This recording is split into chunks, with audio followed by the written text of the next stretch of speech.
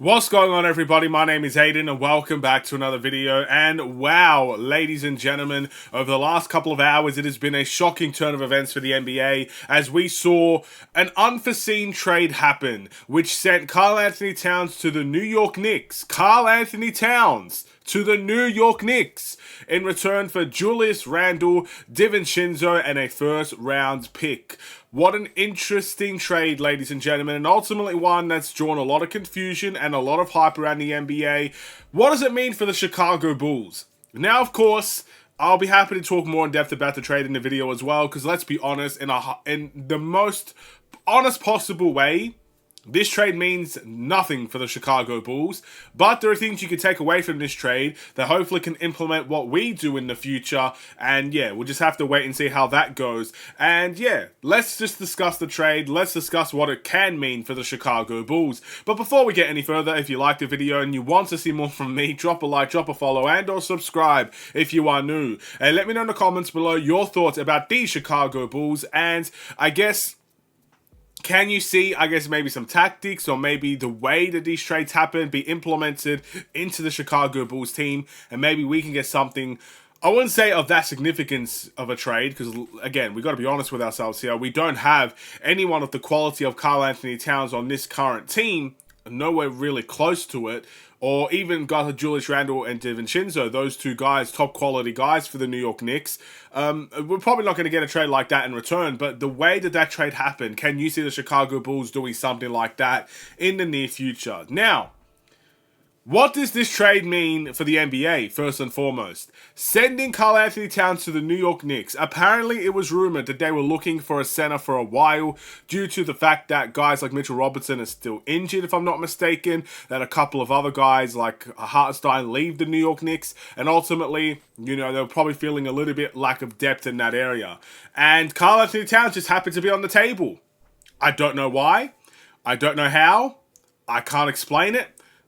But somehow he was on the table. And the New York Knicks, I don't think, look, if you have Karl Anthony Towns just randomly up for trade, how many teams are going to turn that down? Not many. He's one of the most premier centers, or he's played power forward the last couple of years, but mostly, again, he's a big man. He's going to play center for the Knicks most likely, at least until Mitchell Robinson comes back. Then you can adjust the lineup as you see fit. But either way, he is going to be one of the most premier big men in the NBA. He is one of the most premier big men in the NBA. Lethal from the three-point line. The best three-point shooting center I think I've seen probably since Dirk, maybe. And you could make an argument he's a better pure shooter than Dirk. Dirk was definitely more of a skilled player, but either way, we could throw comparisons out there. Again, I'm not really here for the comparison, but again, he's one of the best three-point shooters in the game today as a big man. He won the three-point shooting contest, for crying out loud, and he's a highly talented center. And that just boosts the Knicks up a whole nother level. What my worry for the Knicks is DiVincenzo. I don't necessarily think, again, it's like a like-for-like replacement. I think you get an upgrade with Karl Anthony Towns compared to Julius Randle. No disrespect to Julius Randle. I think he's a top guy. I really, really do. But I just don't think with Julius Randle as your first option, maybe even your second option at this point in time, that you get closer to a championship compared to Karl Anthony Towns. That's just how I feel at this point in time, but I could be wrong, and we'll have to see how Julius Randle will fare with the Minnesota Timberwolves. It's as simple as that. But again, you get a like-for-like replacement, but DiVincenzo is someone that I think helped make the Knicks team what it was. And that is what I'm worried about for the New York Knicks. Their team looks stacked on paper. They look like one of the best teams in the Eastern Conference. I think the East has gotten worse this year as well. So they're in prime position to compete for an Eastern Conference final spot again and potentially make the NBA Finals. They've got to face the Boston Celtics, maybe Philly, but outside of that, I don't see many teams opposing them this season. It's as simple as that. But DiVincenzo, I think, is going to be a huge loss for them.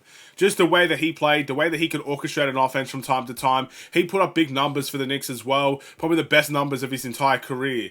And that is something that is hard to lose.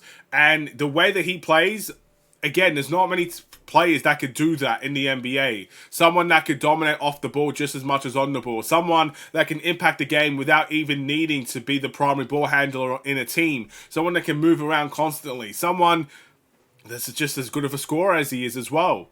I think that's a huge loss, and we'll see how the Knicks fare. But they definitely, in my eyes at least, won this trade, because Karl Anthony Towns is a generational guy, in my opinion, and you'd be a fool not to even try to experiment with it with the rest of the team that they have. It should be fun. Minnesota, man, what are you thinking? What are you thinking? Here's what I don't understand about Minnesota, right? They went balls to the wall to get Rudy Gobert onto that team. I don't know how many picks they traded to get rid of Rudy Gobert on their team. It was an unbelievable amount. And they gave up on this experiment after 2 years. That's just insane. And look, Karl Anthony Towns was probably going to have to get paid a lot of money. I don't think the Knicks are going to be keeping all their players around. I don't think it's physically possible to pay every single one of them. So someone's going to leave from the Knicks eventually, and it is going to hurt them. But at least in the meantime, they've got a great chance to go and compete and go and attack it. Regardless, Minnesota probably could have paid Karl Anthony Towns at some points. Karl Anthony Towns never requested a trade from that team. You could tell by his reaction, he was absolutely stunned when he heard the news. And you gave up on the experiment after 2 years, in which the second year you got significantly better. It doesn't make sense to me why they would do a trade like this.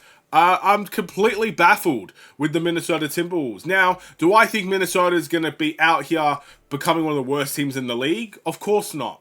I think they still have a lot of talent. They've got one of the best benches in the league. You'd expect that bench to get better next season, especially with adding 2 guys compared to 1. You know, maybe both of them start, but most likely you'll probably see some bench rotation in and around there. You got Anthony Edwards on your team, and as long as you have Anthony Edwards on your team with his development, you will still expect him to go crazy in the Western Conference, but I do think they get worse. I just think they get worse. I just hope now Julius Randle can help fit the dynamic better. But the way that I saw it, Karl Anthony Towns was getting close to the perfect partner to have next to Rudy Gobert. And I think they gave up on this experiment way too soon. And this is coming from someone that absolutely thought this was going to be a failed experiment. I think they gave up on it too soon. I think you needed at least 3 seasons to kind of get yourself into that rhythm. And yeah, it's a bit, I'm stunned by this. But ultimately, the deal's been done. And I think the Knicks win the trade. I think it's as simple as that. But what does it mean for the Chicago Bulls? Well, if you're talking about competitiveness and stuff of that nature, you could pretty much throw that in the bin.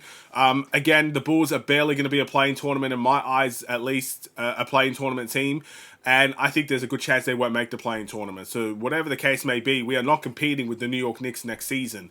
But what I will say is that the unpredictability of a trade is something to keep your eyes on. That's the key takeaway for the Chicago Bulls in this instance. This trade came out of nowhere. A random Friday night for you guys, a random Saturday afternoon for me. Just poop, out of nowhere. That trade just kind of happened. No rumors about it, no conversations about it. Heck, the players didn't even know about it. The unpredictability of this trade means that the Chicago Bulls can do something similar in that regard.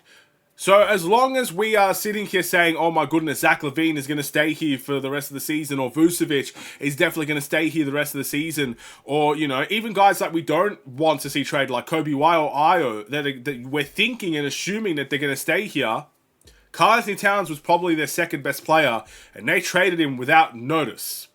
And the Bulls could do something very similar. They could trade Zach LaVine, just like that. They could trade Vucevic, just like that. They could trade Kobe, Io.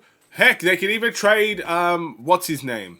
I forgot his name. Anyway, anyone on the roster. Just like that. Anybody.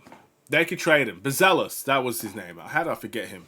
Anyway, I could keep clicking. But just like that, ladies and gentlemen, they can all be traded within an instant. Some logically, some not so logically. But in this case, be prepared for something like that. Don't, just assume everything's going to be the same.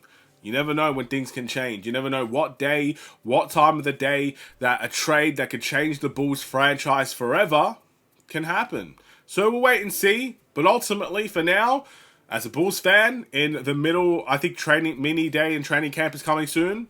I'm relaxing, I'm chilling, waiting to see what ends up happening for the Bulls and for the rest of the NBA as well. But I'm stunned. Let me know if you guys are stunned. Thank you guys for watching. I'll see you in the next one. Stay safe, stay healthy, and stay tuned for more. Take care, and peace.